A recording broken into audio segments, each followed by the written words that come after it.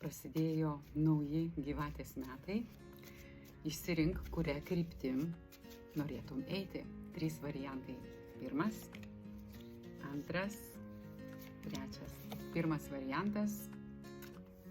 Monetų valdovė ragina tave būti praktišku, rūpestingu ir atsakingu. Šie metai yra laikas susitelkti į savo materialinę gerovę ir stabilumą.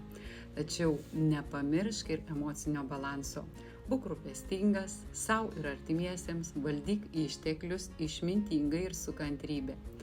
Ir šie metai yra apie tvirto pagrindo kūrimą tiek finansinėme, tiek asmeninėme gyvenime. Antras variantas. 4 kardai rodo, kad tau šiais metais yra svarbus poilsis ir atsistatymas. Galbūt esi pervargęs ar persitempęs ir pats laikas sustoti, atgauti jėgas ir leisti savo pailsėti.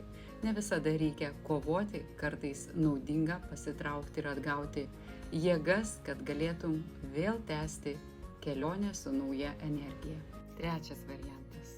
Monetų karalius sako, kad turėtum pasikliauti savo praktiniu mąstymu ir stabilumu.